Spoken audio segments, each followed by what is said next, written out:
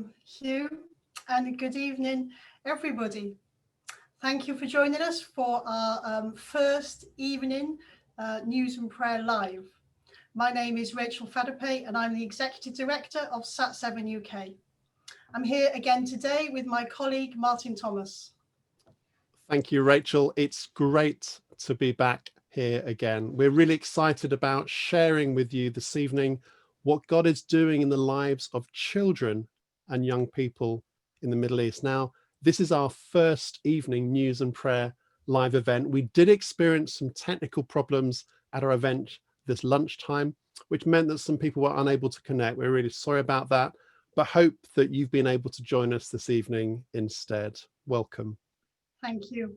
Now we're going to divide our time this evening actually into three parts. First, we're going to share some news from the Middle East and Sat7, particularly focusing on Lebanon after the devastating explosion there last month.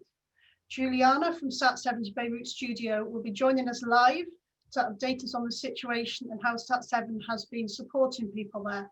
Hi, Juliana. I don't know if you can say hi. She's waving if you can't see her. Thanks so much for joining us today. We're then going to introduce our new Free to Be Me theme and hear from Marianne, who we recorded at lunchtime. She's also from Sat7 Lebanon, and she's going to tell us how Sat7 is bringing freedom to children and young people in the Middle East. We're going to end with a little challenge and then some of your questions. So if you have any questions, just post them in the chat area. Anytime during the meeting, we'll pick those up and then we'll try to answer them as best as we can at the end. And then after each section, there will either be a quiet moment for reflection or we'll break into groups for prayer. Thank you, Rachel. Well, I don't know about you, but it's been a very strange and at times distressing year so far. And now as we head into the autumn and the prospect of rising coronavirus cases and further restrictions, we may feel quite despondent. And during 2020, we've all experienced a loss of freedom, and that perhaps has given us more of an insight into what life can be like for people in the Middle East region. But we know at Sat7 that whatever people's circumstances, God is setting people free. Free from sin, free from fear, free to be themselves. And so I just wanted to encourage you as we start this evening, if you're feeling downcast because of your own situation, to take heart from the words of the psalmist who said this: "Out of my distress, I called on the Lord. The Lord answered me and set me free." That's Psalm 118, verse 5. We're going to hear later about how God is using Sat7 to set people free across the whole of the Middle East region.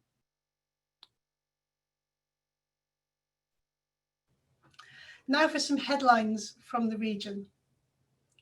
As we are seeing in the UK, coronavirus is on the rise again, affecting many countries in the Middle East as elsewhere in the world. Israel began a second national lockdown at the start of the Jewish New Year on the 18th of September.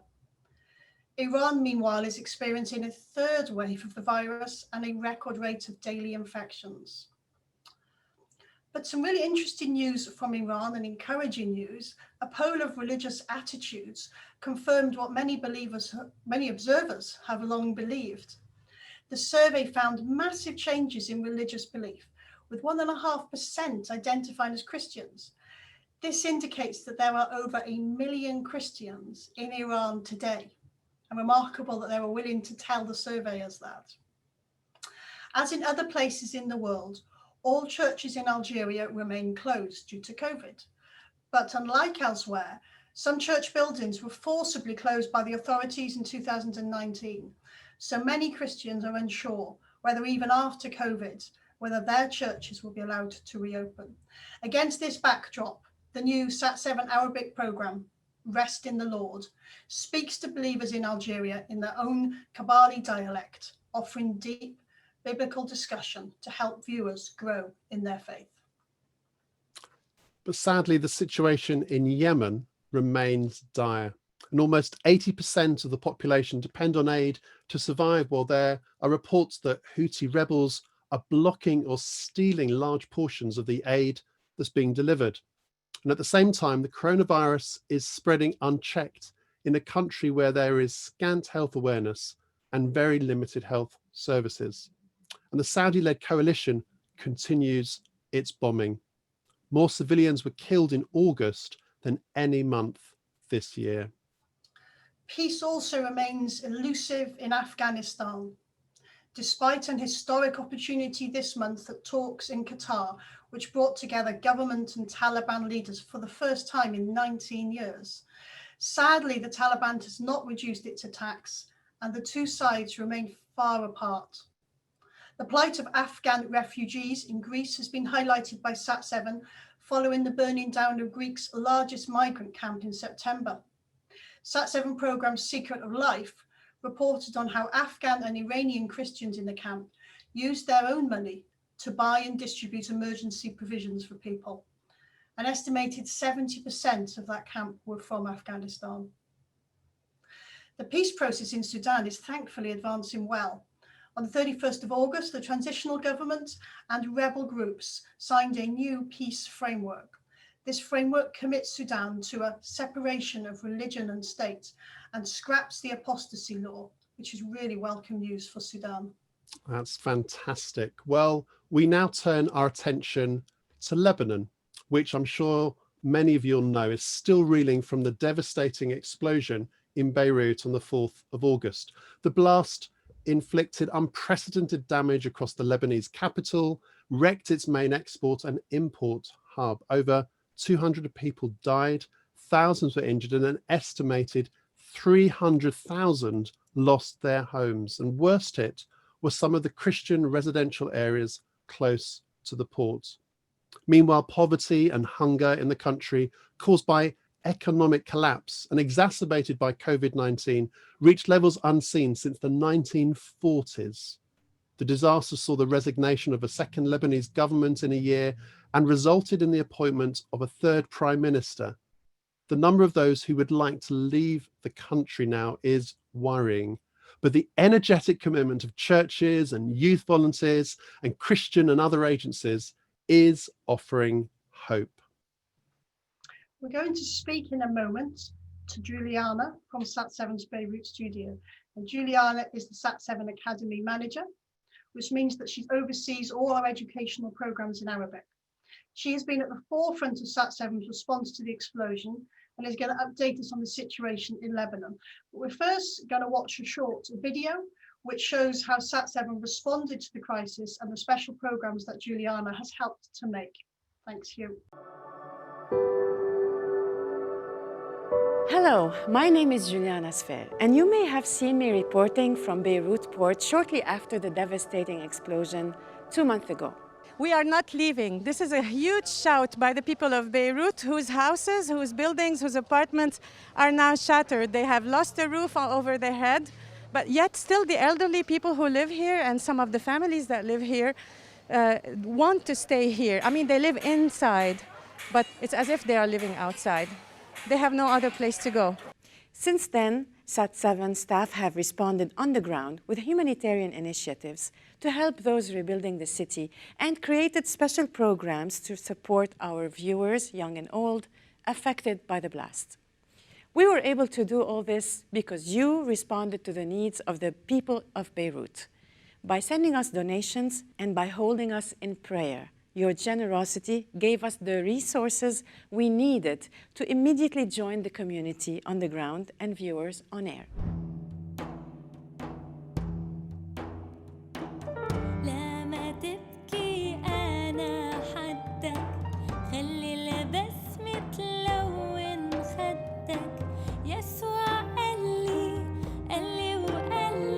طبيعي أكيد سات7 اليوم تكون موجودة على الأرض مع الناس المحتاجة بهذا الظرف، وخصوصا هذا الشيء بيتماشى مع رسالة سات7 وهي إظهار محبة المسيح للناس.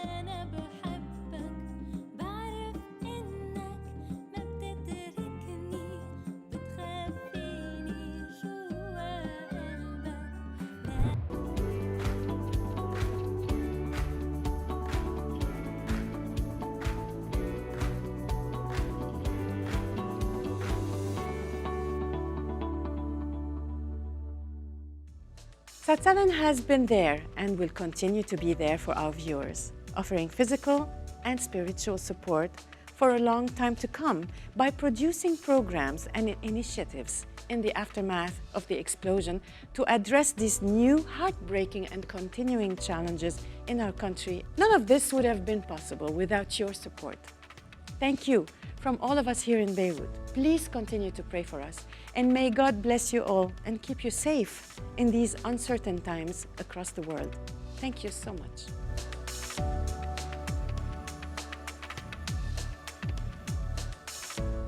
Well, that's a lovely video. And Juliana, it's great to have you here in person to tell us yet more. So thank you so much. It's 10 o'clock in Beirut. So Juliana's staying up late just for us. But hey, Juliana, perhaps start and tell us where you were when the blast happened. First of all, allow me to just say thank you live to everyone who is listening to us, to you, to our supporters, to our prayer warriors. Thank you for being there for us. Honestly, the work that happened on the ground would not have been possible. Of course, you've heard it, without all of you guys. As for me, I was in the studio. I had a meeting in my office, and for those who visited our studio, it's a huge building. And so first it was 2 bombs.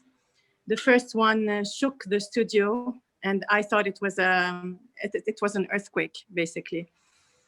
So we rushed. We started thinking we take the stairs. No, we hide behind underneath the table. It was like a very confusing time.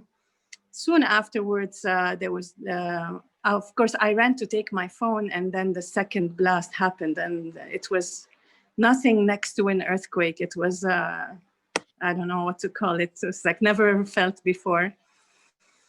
And so we fell on the ground. We are about almost 10 kilometers away from Beirut port. We're relatively away. So the second blast, it was sure that this was an explosion, so we turned on the TV immediately. But gladly, gratefully, thankfully, nothing happened in the studio, except our trauma. Yeah, well, and then trying to reach out to our parents and where are you, mom, dad, where are you, and things like that. And of course, the lines jammed, and we lived in total darkness for around like 15 minutes, not knowing who's alive, who's not. And presumably for a lot of people that grew up in the war, that resurrected a lot of old memories. As a child, I grew up in the war, you know, like, I'm not afraid to tell you my age, but the Civil War and all the little mini wars with all our neighbors here, we lived all of it. And I never left Lebanon. There were other Lebanese who had the luxury to travel and to escape this, but we didn't. So we were in bunkers, it's like hiding and seeing all these people getting us food when we couldn't go outside. And there were like the soldiers who came one day without an arm or with a injured head, or.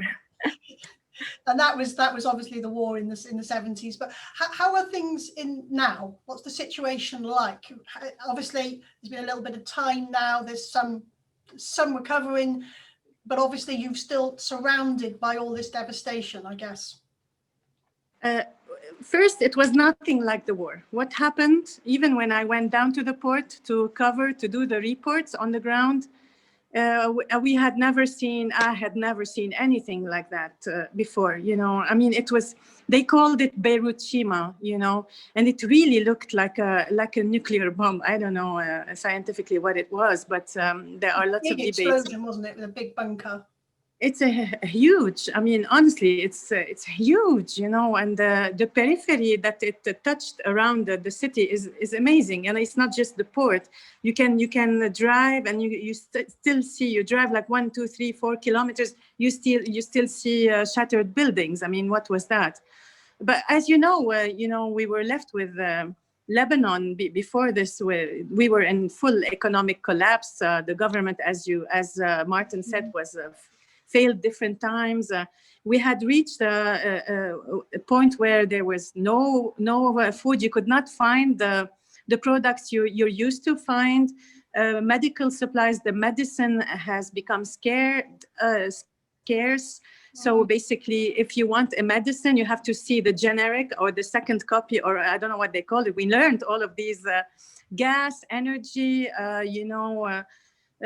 some people have no homes. I mean, especially elderly people who were living around this area. We visited them. Some of them are still living in homes there without anything. But they tell you, this is our home. Where can we go? It's like... well, if you don't have anywhere, and you've got a large number of refugees already in Beirut, haven't you? Of course, the refugees, I mean, these people they left their country because they were seeking a better place. And now here they are. And the Lebanese have no support, but what about the refugees? But we were helping each other. I mean, we are still there for them, visiting them, helping them. Now with the schools and with the COVID-19, there's no schools. Some of them cannot afford to pay a minimal fee, or some of them cannot. There are no rooms for them in classes, and they don't have the luxury of online and internet and Wi-Fi and 3G. These things cost a lot, not to mention they don't work. I've been trying to connect with you on Wi-Fi. Now I'm on my 3G. You always have plan A, plan B here. You must. What do you feel is the hope for the future of the country? What hope do you have for the future of the country? When I was touched a lot when I went down to cover, and I was almost giving up, honestly, starting to think I can leave the country, whatever. The only hope I saw on the ground, the only hope I still can see, are the young people of Lebanon gathering together. They were Muslims and Christians, veiled, unveiled, ripped jeans, no jeans, whatever, carrying shovels and carrying brooms and going to clean the country. And it just dawned on me that this is the hope of the country. And this is where we should basically put our efforts to feed these people spiritually, to put them on the right track, because you can just get very humanitarian and that's all, but you miss the point, because without Jesus there is no hope. You can try hope in so many ways, but if it's channeled in the wrong direction, we go elsewhere. So the hope are the youth. The hope is giving them Jesus, and trying to extend, to understand them, to listen to them, to empower them, to give them, the torches for tomorrow, basically, in the right way, spiritually, physically, morally, a holistic hope, if you want. And this is what Sat7 offers. Well, I know we saw a little bit in that video clip of some of the things that Sat7's been doing, but perhaps there's maybe one or two things you wanted to share that you've been involved in, that Sat7's been doing to try to help the trauma, people recover from the trauma. Yes, we went on the ground different times to help NGOs who were helping. We even went together as Sat7 Kids and Sat7 Academy. We took kids to offer, and they were offering food, they were offering drinks, they were listening to people. You have all sorts of people on the ground sitting like that, sad, and you offer them a meal, you offer them food, you offer to listen to them, you offer to pray for them.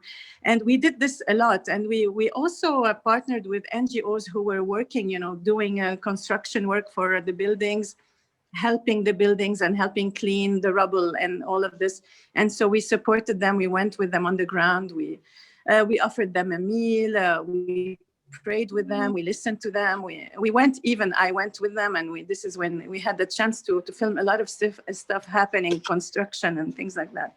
And you recorded some great programs to help people as well.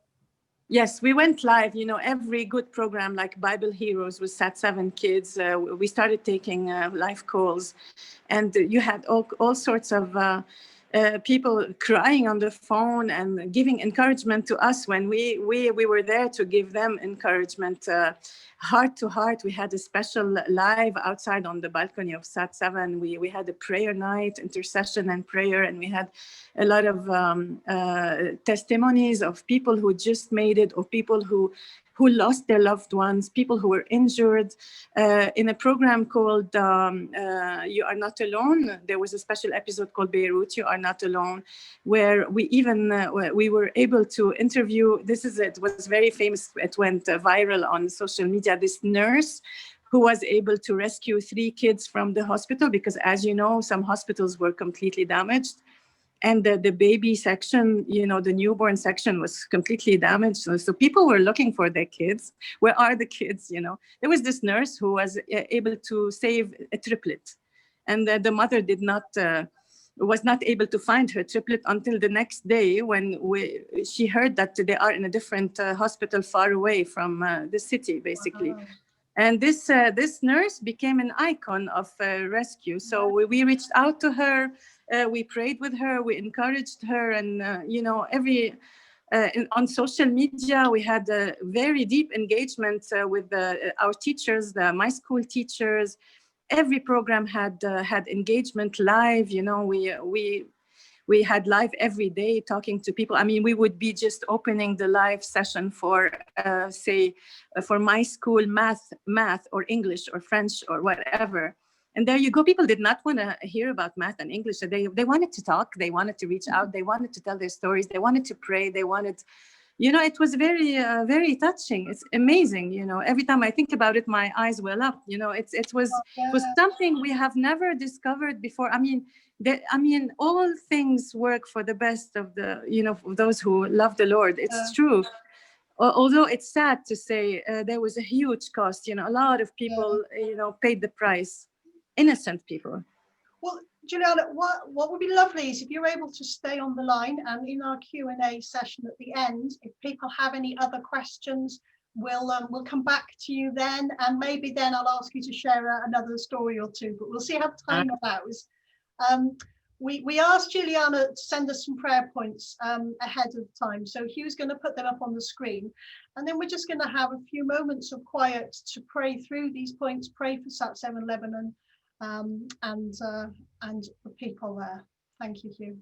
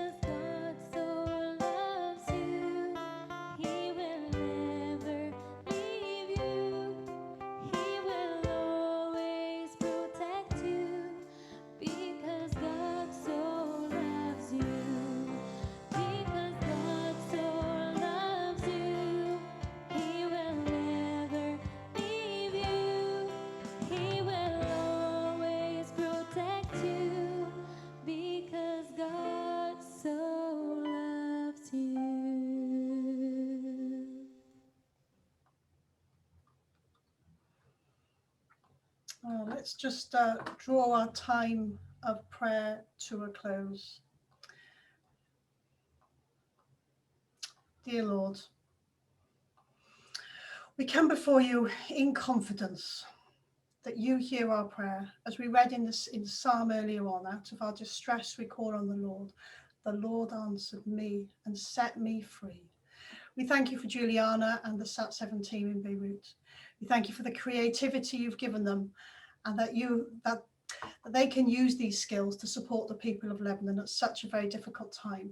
We thank you for all the programs that are being broadcast right now that are going out across the Middle East and North Africa in Arabic, Farsi and Turkish. We particularly pray for the children of the Middle East, those affected in Beirut, but those affected across the whole region, by wars, by unrest and then political instability. Lord, we pray that they are surrounded by a peace that only comes from you. Amen. Thank you, Juliana. We will hopefully hear from you maybe at the end if there's time. Some of you will have received a letter from us introducing our new autumn theme, Free to Be Me. Over the next couple of months, we will be exploring the ways in which children in the Middle East are not free, but how they are finding true freedom through Sat7's programmes. Helping us with this initiative has been our very own Marianne from Sat7 Lebanon and TV presenter Gemma Hunt, who some of you will know from children's programmes here in the UK. Martin was able to meet up with Gemma at our London studio a few weeks ago and to record a special programme for our supporters with Gemma and Marianne. Now, in the midst of all this, it was a real privilege last week to make a new friend with Marianne Arawaji. Now, she's a presenter with Sat7's Kids, a dedicated children's Arabic channel which broadcasts from Sat7's biggest studio in Beirut. Now, as you may know, I'm also a children's TV presenter and a mum, and I believe passionately that children should be given opportunities to be themselves. I mean, isn't that what every parent ever wants for their child? To be able to say that they're free to live the lives that God intends for them. And I heard Marianne talk about how in the midst of it all, faith-filled television is bringing freedom and joy to children in the Middle East. And I'm sure that if I came to her studio, I would see that with my own eyes. But sadly, I can't visit at the moment. But I am really pleased because we can go live to her and her team right now as they have just finished broadcasting their new live children's show called Hello Marianne. So let's join her now. So that was just, as Rachel said, a little snippet, a little teaser of a programme that we've made with Gemma and Marianne. We'll be releasing that full interview with them in the next few weeks. So do watch this space. And at our lunchtime event today, Marianne joined us live from Lebanon, and I was able to ask her a few questions about her vision for young people, for children in the Middle East, and her work with Sat7. And we recorded that, and we'd like to just share that with you now. Marianne, thank you so much for being with us again. It was great to film with you the other day. Thank you, Martin. It was such a privilege to meet Gemma and to be able to, support these kids in such difficult times. It was. So I know the connection with Beirut isn't great today, but it is good to be able to hear you. Could you just tell us a little bit about your vision for children and young people in Lebanon and across the Middle East region? Yeah. As you know, in the Middle East now we have ongoing and aggravating instability, revolutions, economic distress, COVID-19, and all these restrictions and isolation that kids have to undergo, cause them all kinds of psychological problems. It affects their mental health. I've seen many kids develop, depression, OCD, feelings of rejection. So in such times, I feel that kids really need to be in a community, to feel loved, to feel listened to, appreciated, to feel free to express what they have, their needs, Their routine is not there anymore. They have to follow the restrictions for health-wise. So, the world today offers really negative ways of self-relief, causing addictions to social media, video games, which only isolates kids more and more and destroys their self-image and self-confidence. When kids feel that they are not allowed to talk about what bothers them, to express their emotions freely, it is okay to be afraid, anxious, angry. All these cause them many psychological problems. So what we want to do in Sat7 Kids, my vision, my dream is to really empower these kids and give them some really important life lessons with which they can face life's hardships. It's only, I think, the beginning. I think the world is going to witness more and more hardships in the coming years. So I want them to feel confident in themselves and in Jesus, to be able to overcome all these different challenges, shut down the negative voices that the world offers every day, and trust in themselves and God. And during the month of COVID-19, Sat7 Kids launched Allo Marianne, and it was aiming to provide like a safe haven for children to express their emotions, offer psychotherapy. And we had no idea how necessary this show would become. During COVID-19 lockdown, many kids called. For example, I have a girl called Kermina from Egypt. She shared that she feels so lonely and she's stuck at home all day, not being able to see her relatives, her friends, only through Zoom. So she's spending lots of hours on social media, which for me is terrible. You know, this is traumatizing for kids to be marginalized, unable to, you know, like have a community of friends. So we were able to be these friends she could connect with every week. We encouraged her to send us her drawings, to motivate her to have, you know, a hobby, to share it with the friends. And, you know, she appreciated that a lot. Another girl from Egypt sent us a drawing about her two parents who are doctors. She was so worried about them and asked us to pray. We were able to pray as a team, and you know, all the kids together from different countries. And I love building bridges between the different kids from different countries. This is so essential for me. They feel they belong to a community. They feel they're supported. And in one of my episodes in Allo Marianne, we hosted a life coach who talked to kids about, you know, expressing their feelings, especially after the explosion. You know, many kids like Clarita from Lebanon called us and shared that she was near the place of the explosion. She was trembling, she couldn't sleep all night, she kept on hearing voices of the explosion. We made sure we followed up with her every week. We showed her love, we showed her compassion, and I think that's what we all need, you know, to feel loved. We encouraged her to sing. She had a beautiful voice. I wish you can all hear it. And, you know, week after week, we felt that she retrieved that inner peace again. Now she's, you know, like gonna start online schooling. We want to make sure we're there to support her. You know, for me, online schooling is so hard because, you know, they're still marginalized and they have to spend hours on the laptop. But we're there. We want to make them feel loved, and we want them to know that it is okay to express their fear out loud, not keep it inside, but we want to take that fear to God. You know, that's the best way to deal with it. And you know, there's a lovely verse I keep on repeating it. He turns beauty into ashes. So whatever we go through, he's there and he's gonna turn it into joy. Marianne, that's an amazing vision, and in your answer there, you packed so many examples of how you are reaching out to young people and children at this time. Now, I know that one of your earlier programs on Sat7 Kids was called Let's Sing Together, in which you used to sing worship songs that you'd written yourself. Could you tell us about Sarah from Syria, who used to watch that program when she was growing up, and maybe share what's happened? Yeah, definitely.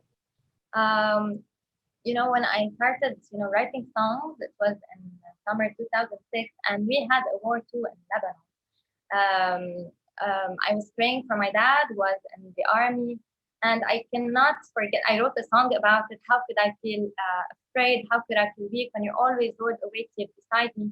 And I remember the miracle. God answered my prayer and he protected my dad and he didn't go to war.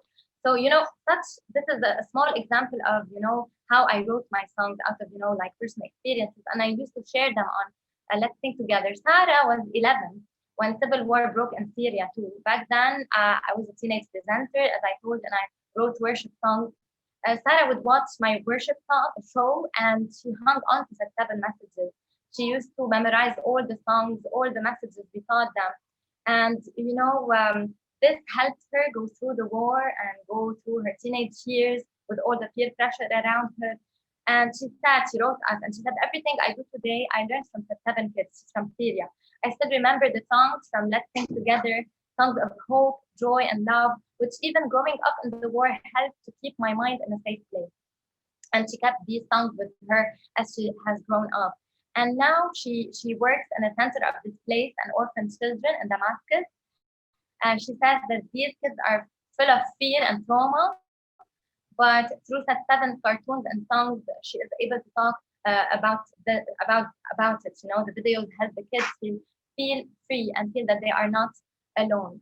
You know, like stories like Sarah's story me humble for joy because, whatever we pass through, even the hardship we go through, God uses them to support others, to, help them relate to us, know that they are not alone, and, to give them that faith and trust in God. That's an amazing, that's an amazing story and testimony of the power of Sat7 Kids being online and broadcasting, I think now for over 12, 13 years. Now, I know that the education stream of TV and online programs, Sat7 Academy, that during COVID, we've seen a huge increase in our viewers responding, and amazingly, social media engagement soared from 800 to maybe over 3,000 messages a day. Now, very recently, you've been appointed to a new position within Sat7. I wondered if you just finally could tell us a little bit about that and how it ties back with your passion for children and young people. Yeah, getting in touch with the viewers has always been my passion. This changed my faith, to be very honest. When I started, presenting shows for Sat7, it was a mere job for me. But later on, when I went live and I started receiving all the feedback and seeing how children are affected and changed by the messages we give, it changed my whole faith, to a new level. It is so rewarding for me now to be able to be in the AR department, audience relations department. Rewarding because I get to hear all the feedbacks, receive them, to get in touch personally with the kids. I love it when I see how much they are, learning from the shows and benefiting from the shows.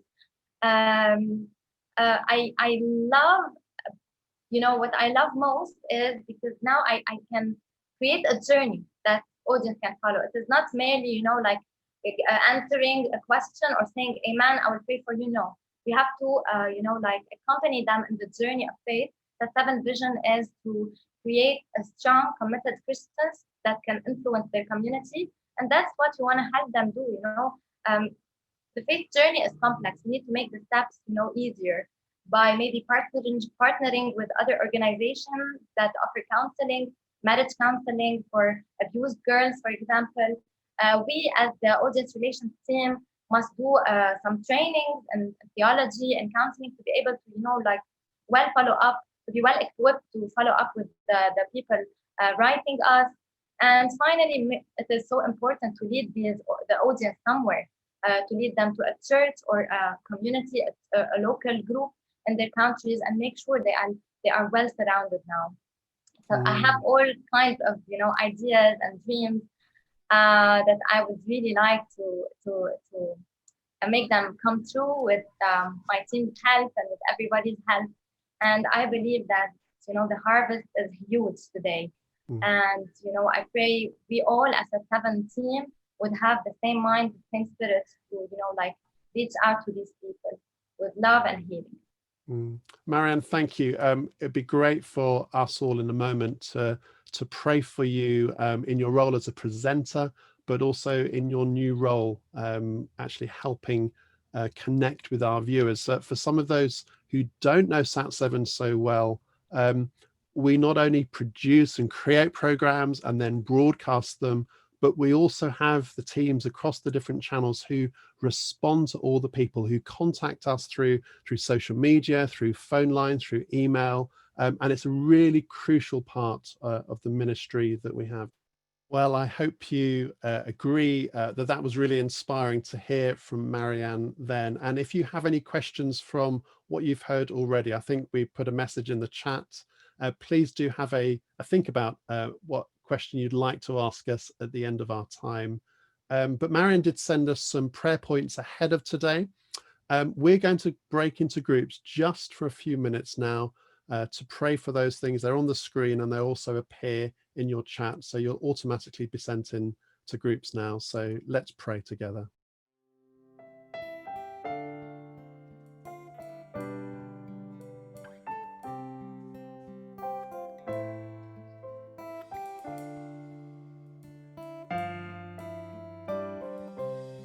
لأن الله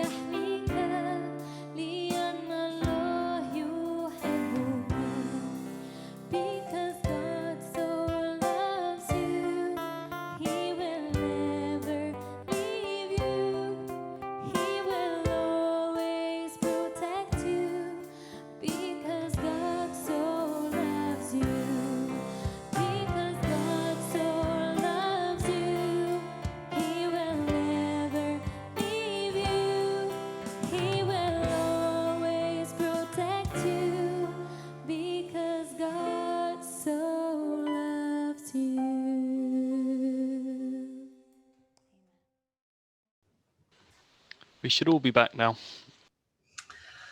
Thank you, Hugh, and thank you to everyone. It's so nice to be able to pray together.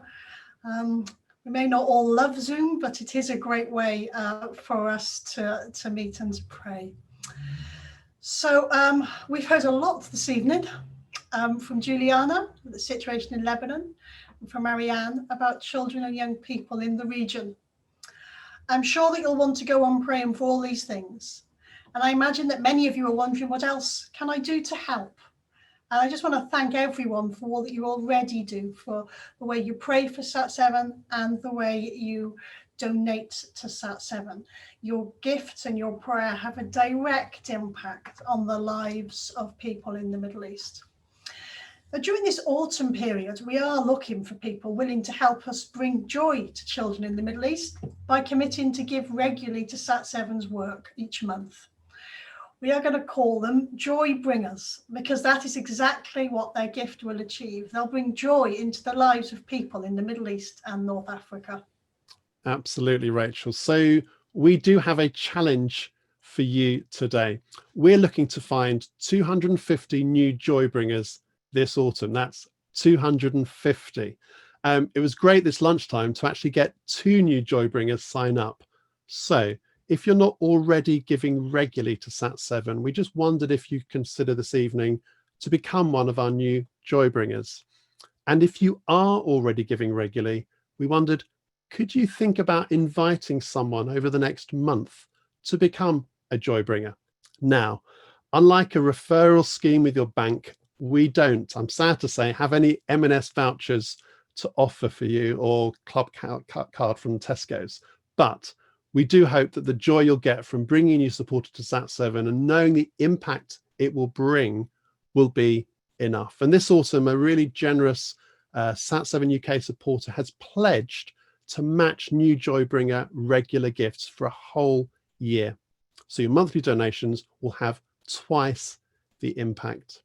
Another way that you can help, I'm going to mention the word Christmas, in the coming weeks and months, is to share our Advent resources with your friends and church. And we're going to be continuing to explore the theme of freedom, specifically the freedom to be together, something that we've all felt the painful loss of this year. And if you receive our News and Prayer Diary, you should have already received your Free to Be Together Advent prayer booklet in the post this week. I know I did. That gives you plenty of time to think about how you could involve others. You can sign up to take part, order extra copies via our website, and we'll be sending out all these links in an email following this event. Rachel. Thank you very much, Martin. I've been trying to say joy bringers without smiling, and it's not possible. You have to smile to be a joy bringer. That's my challenge for anyone to say it without smiling. So now is the time for questions. And I can see that we've had some questions sent in already. And I'm going to start with a question that was sent to Juliana. Now, Juliana, I hope you're still there. I am. This was asking why in some literature you're referred to as a brand manager, Sat7 Academy brand manager. Can you explain what that means? And the Sat7 Academy educational brand is offering programs on about education, health, and development, with the goal to bring out a holistic approach to educate children, parents, caregivers, and teachers. We aim to give Arabic-speaking parents and teachers in the Middle East and North African region the tools, the knowledge, and the skills they need to create an enabling environment for the children and the students to become better, more productive citizens. It's holistic, so basically Sat7's Academy programming has been broadcasting from Sat7 Arabic and from Sat7 Kids, the channels. We are a brand that serves the rest of the Arabic channels as well as the whole Sat7, and we exist on social media. We branch out more via social media. So these developments have been deeply encouraging, by the eagerness of our audience to engage with us. All of this demonstrates that God continues to work powerfully as we faithfully commit our ways to Him. You know, we don't want to just preach the gospel. We want to prepare the land. So basically prepare the minds of those who are maybe stubborn or those who don't want to open up. So we prepare the minds by educating them. We give them the values of Christianity. And we help them, we prepare them to open up to Jesus, basically. So, and we don't only educate the kids. Yes. Oh, your network suddenly dropped, Juliana. So I'm going to jump in and guess that the Juliana network went funny then. But Juliana was there at the end saying that it's about the parents that watch with the children. But with the word brand is rather unfortunate, and it's really to reflect that it's programming that goes across several channels. I think we could probably come up with a better word than that. But thank you. Martin, I wanted to ask you a question now that's come in. We talk a lot about joy in Sat7. Anyone that's been seeing a lot of our stuff will see this word joy. It's not a word that people use very often. Can you just maybe unpack a little bit why talking about joy in the context of the Middle East, which is not the country that joy immediately comes to mind? I agree with you. I think most people, if they think about what's on the headlines about the Middle East, what's on the news, and even actually what charities like Sat7 often talk about, it's incredibly negative. It's about explosions, or it's about conflict or war. It's about persecution. It's about all the tough stuff. But as we were thinking about this over the last year, we realized that there's amazing stories underneath the headlines, or just on the edge. And that Sat7 has a real unique ministry in sharing those stories of joy, not just to our supporters, but actually right across the region. We have an amazing opportunity to share stories of people offering forgiveness when they've experienced issues. And as we've been hearing from Marianne and Juliana this evening, stories of hope and of faith and of joy coming out from the midst of those tough issues, joy in the midst. And that's the book that we actually published over the last year, because we really felt that we wanted to communicate that Sat7 is communicating this message of joy to millions of people across the region, joy in the midst. And it's not that we want to brush aside the tough stuff and the tough issues, but we wanted to really recognize that actually Sat7 is bringing joy through all the programs. And we have a real passion, as you've heard this evening, for strengthening the faith of the church and raising up the faith of young people and children, as we've been particularly hearing tonight. And why? Because we're motivated to share God's love with people. So you will be hearing more about joy from us over the next period, over the next year, because we passionately believe that the Middle East needs more joy. Thank you, Martin. Somebody has asked how we can pray for Sat7, and I know we've put some questions some prayer points in the meeting as we've gone along. But Martin shared earlier with us a kind of a 4-point strategy that he follows for prayer for Sat7, and I think it's probably a really good and helpful thing for us to share. So perhaps I'll do the first 2 and you can do the second 2, Martin. But the first point is production. Pray for the programs. That they obviously take a lot of technical effort to do, and a lot of thought goes into them, a lot of prayer, a lot of planning, thinking about what the needs of people in the Middle East, talking to church leaders. Nothing is just done without a lot of careful thought and planning. So production is the first one. The second is broadcast, and this is the very boring technical stuff, but it involves satellites and cables and lots of stuff that none of us understand. But the broadcast is an essential part of what Sat7 is doing. So do pray for the broadcast side of things. And Martin, did you want to do the other 2? Sure. And so the other two, as you've been hearing tonight from Marianne, she's taken over a role, what we call audience relations, but others could call it, this really the pastoral care side of Sat7. It's those people at the end of a phone line responding at the end of an email or a chat message on different social platforms. And that's a real unique aspect of Sat7's ministry. So do pray for people like Marianne, and we have other people like her across both the Arabic and the Turkish speaking and the Farsi speaking programs and channels. And finally, we also would like you to pray for people like Rachel and myself, and those of us who work in other, what some people call support offices around the world in different places. And we are not just here to raise money, but we really passionately believe that we're wanting to change people's attitudes about the Middle East and North Africa region. We're relating to governments and politicians to try and influence sometimes change in policy and understanding about the region too. So please do pray for us as we connect not just with supporters like yourselves, but other people of influence in the UK, but also other parts of the world. Thank you. So it's production, broadcast, audience relations, and then it's engagement. And you guys are partners in this ministry, in this venture. So hopefully that's a helpful little tip for you. I'll go back to Juliana now. I wanted to ask her earlier, but I felt we were running low on time, to share a testimony or a story from one of the viewers that's really spoken to her. Could be during this recent period, but it could be earlier than that. Whatever is that real heart story, Juliana. You're muted. Just watch that. Thank you.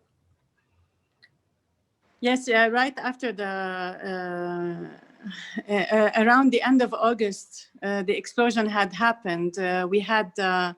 We were engaging with our audience, and we thought it's time to go deeper, at a deeper level with them. So we launched sort of a competition, and then we had a very faithful audience from Lebanon, a brother and his sister who kept on, participating, and then they won. We didn't cheat, but and then we invited them to come over to Sat7. So they came with their father and mother. They are like age 10 and 11, 9 and 11 exactly. And you have to see.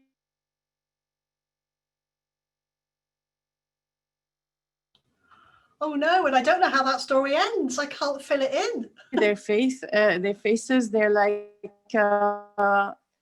as soon as they saw us, it's... Juliana, I'm afraid the line is going quite bad as you're talking. They're like... I'm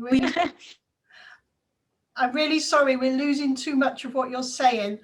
Maybe... and then... Oh, the problem is she can't hear me to stop talking. They're just... Juliana, I'm sorry, but the line is too bad. It was a very touching moment. It's just like and then we... Okay, no.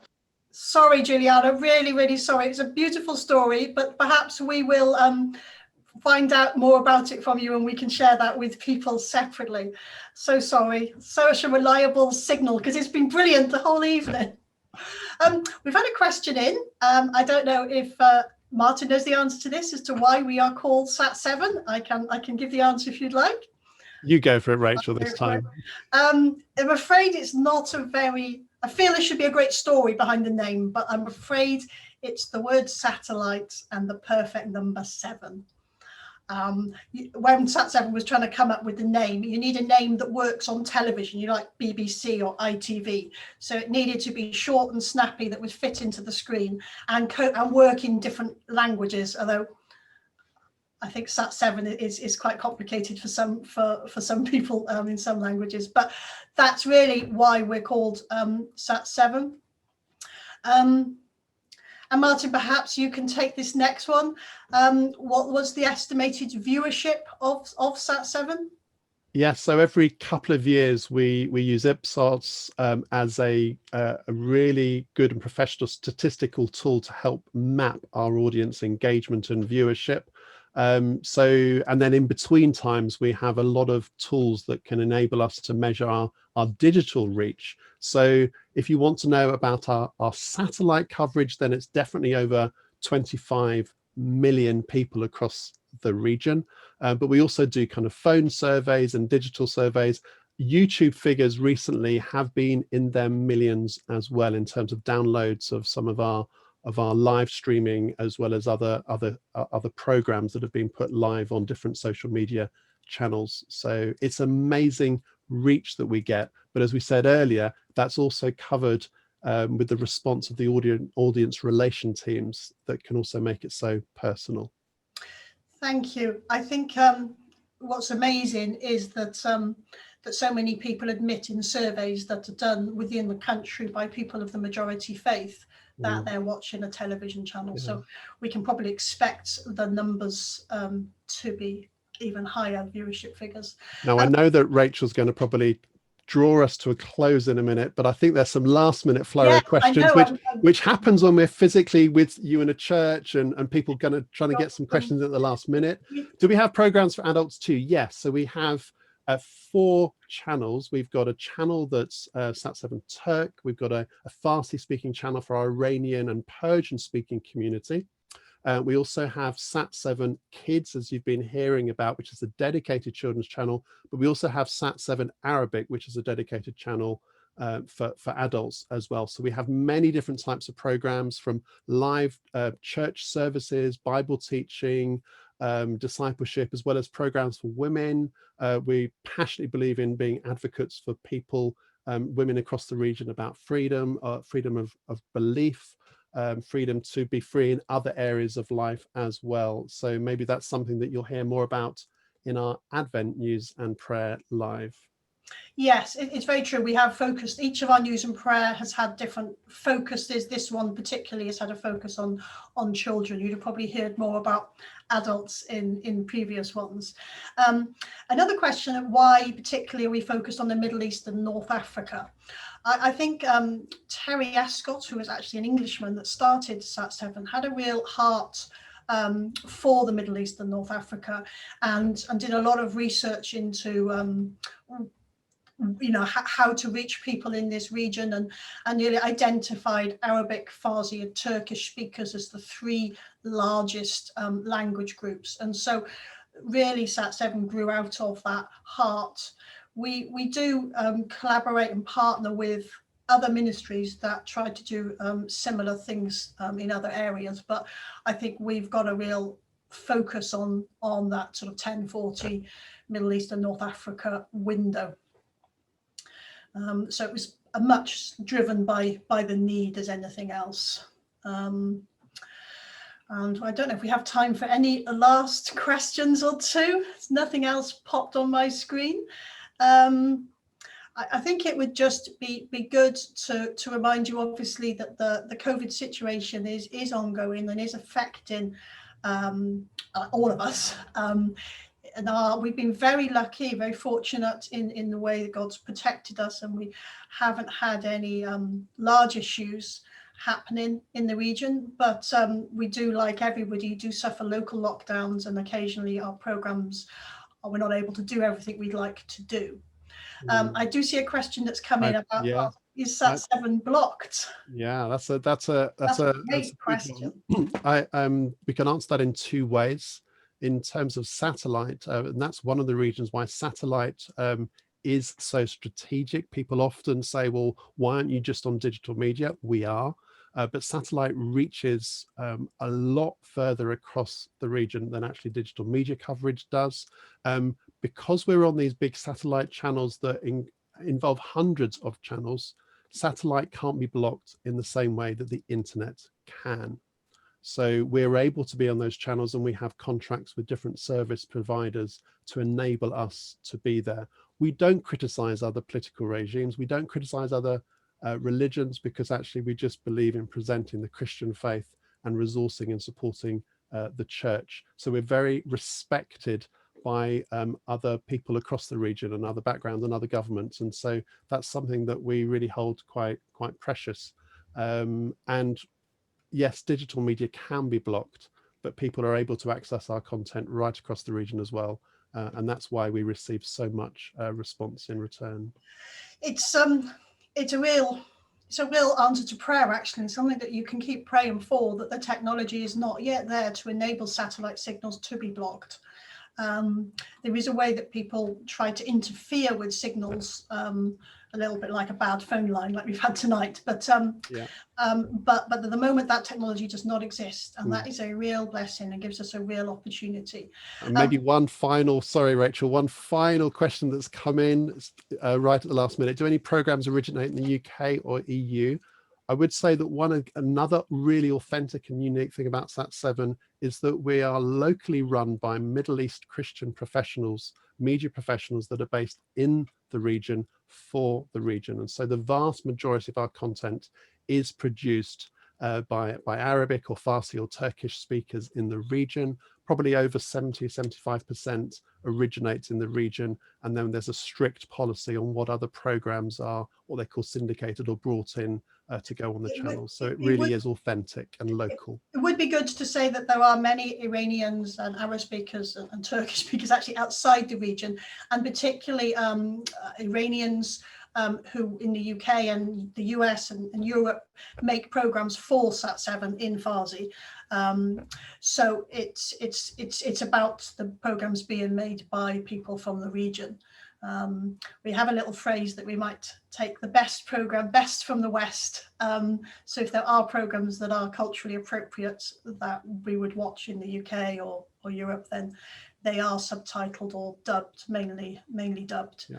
Sat7 takes a lot of cartoons, those type of animations, because they're quite inexpensive. So you might see VeggieTales on Sat7 with Arabic voices. So programs like that work really well internationally. So I think we probably are going to have to stop it there. We do try to finish on time and we have run over, but I will thank you so much for those questions. I'm sorry if we haven't been able to get to everyone's question. I think we have, but if you want to send them in to us by email, we'll always try to answer them another time. And thank you again for your support of Sat7. Our next News and Prayer Live event will be on the 25th of November, when we will be gearing up for Advent and exploring how Sat7 brings freedoms to those who can't be together, as many of us may not be able to be together ourselves coming up to Christmas. So as we draw to a close, let's take comfort from the verse we started with. Out of my distress, I called on the Lord. The Lord answered me and set me free. That was Psalm 118, verse 5. So it's a bit of a tradition with these News and Prayer Live events that we're going to end by saying the grace together. So please just join in wherever you are. Don't worry about muting and unmuting, and we'll say the grace together. So may the grace of our Lord Jesus Christ and the love of God and the fellowship of the Holy Spirit be with us all, now and evermore. Amen. Amen. Thank you, Rachel, and thank you to you all for joining us on our first News and Prayer Live evening. Thank you for your support, for your partnership with Sat7. Hope you've been inspired by this evening, and hope to see you on November the 25th for our Advent News and Prayer special. Thanks again for coming. God bless. Thank you so very much. Lovely to see so many familiar faces, and do take care of yourselves. Bye-bye. Bye.